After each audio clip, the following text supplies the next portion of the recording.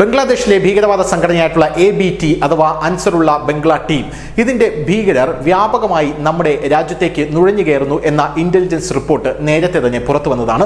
ഞങ്ങളത് കൊടുത്തതുമാണ്. എന്നാൽ ദക്ഷിണേന്ത്യയിലാണ് ഇവർ പ്രധാനമായും താവളമുറപ്പിക്കാനായി ശ്രമിക്കുന്നത്. ഇതിൽ ആന്ധ്ര, കർണാടക, കേരളം, തമിഴ്നാട് എന്നിങ്ങനെയുള്ള പല പ്രദേശങ്ങളുമുണ്ട്.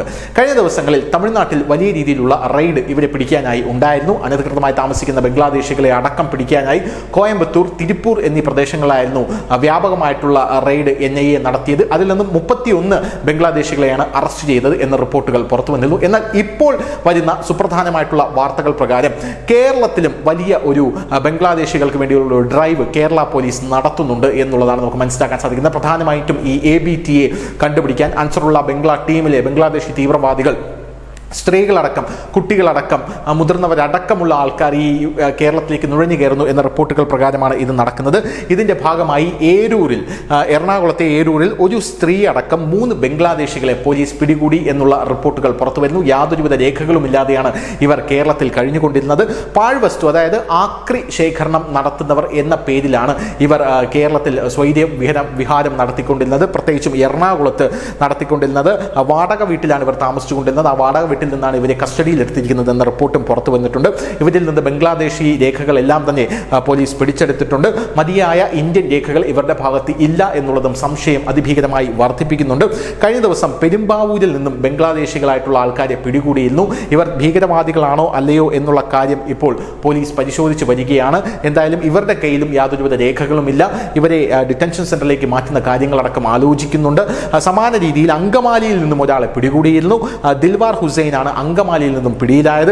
ഇതോടെ ഈ ആഴ്ചയിൽ മാത്രം കേരളത്തിൽ നിന്ന് പിടിയിലാകുന്ന ബംഗ്ലാദേശികളുടെ എണ്ണം എന്ന് പറയുന്നത് 6 ഉയർന്നിരിക്കുകയാണ്. ഇവരിൽ പലർക്കും ഭീകരബന്ധമുള്ളതായി സംശയിക്കുന്നു. അത് പോലീസ് സംശയിക്കാനുള്ള പ്രധാനപ്പെട്ട കാരണം ഈ ബംഗ്ലാദേശികൾ പിടികൂടുമ്പോൾ ഇവരുടെ കൂട്ടാളികളായിട്ടുള്ള ആൾക്കാർ താമസ സ്ഥലത്ത് നിന്നും അപ്രത്യക്ഷമാകുന്നു എന്നുള്ളത് കൊണ്ടാണ്. അവർ എങ്ങോട്ട് പോയി, എവിടെ പോയി എന്ന് കൂടെ താമസിക്കുന്ന ബംഗാൾ സ്വദേശികൾക്ക് പോലും അറിയാത്തൊരു സാഹചര്യം ഉണ്ടാകുന്നു എന്നാണ് കേരള പോലീസ് പറയുന്നത്. പെരുമ്പാവൂർ പിടിയിലായ തസ്ലീമയുടെ കൂടെ താമസിച്ചിരുന്നവരെ കണ്ടെത്താനുള്ള ശ്രമത്തിലാണ് പോലീസ്. അത്തരത്തിൽ അബ്സ്കോണ്ടായ തസ്ലീമ എന്ന് പറയുന്ന ആളുടെ കൂടെ താമസിച്ചിരുന്ന ആൾക്കാരെ പോലീസ് ഇപ്പോൾ കണ്ടെത്താനുള്ള ശ്രമം നടത്തുന്നുണ്ട്. ബംഗാളികൾ, അതായത് ഞങ്ങൾ വെസ്റ്റ് ബംഗാളിൽ നിന്ന് വരുന്ന ഇന്ത്യൻ പൗരന്മാരാണ് എന്ന വ്യാജേനയാണ് ഇവർ പ്രധാനമായും കേരളത്തിലേക്ക് നുഴഞ്ഞു കയറുന്നത്. ബംഗ്ലാദേശിലെ ഈ ഭീകരവാദ സംഘം സംസ്ഥാനത്ത് നുഴഞ്ഞു കയറിയെന്ന സൂചനയിൽ പോലീസും രഹസ്യാന്വേഷണ വിഭാഗങ്ങളും പരിശോധന ഇപ്പോൾ വളരെയധികം ശക്തമാക്കിയിട്ടുണ്ട്. പെരുമ്പാവൂർ, ആലുവ എന്നീ മേഖലകളാണ് ഇവരുടെ സുരക്ഷിത താവളങ്ങളെന്നാണ് ഇപ്പോൾ രഹസ്യാന്വേഷണ ഏജൻസികൾ നൽകുന്ന വിവരം. 100ഓളം ബംഗ്ലാദേശികൾ എറണാകുളം റൂറലിൽ തങ്ങുന്നതായും പോലീസിന് വിവരങ്ങൾ ലഭിച്ചിട്ടുണ്ട് എന്ന് നമുക്ക് മനസ്സിലാക്കാൻ സാധിക്കുന്നു. ഇവരിൽ ബംഗ്ലാദേശിൽ ക്രിമിനൽ കേസുകളിൽ ഉൾപ്പെട്ട ആൾക്കാർ, തീവ്രവാദ ബന്ധമുള്ളവർ ഉണ്ട് എന്നാണ് മനസ്സിലാകുന്നത്. ബംഗാൾ സ്വദേശികൾ എന്ന പേരിൽ കഴിഞ്ഞ പലരെയും ഇതിനോടകം തന്നെ കാണാനില്ല എന്ന് തൊഴിലാളികൾ, ഇവരുടെ കൂടെ ഉണ്ടായിരുന്ന സഹതൊഴിലാളികൾ മൊഴി നൽകിയിട്ടുണ്ട്. ഇതിനിടെ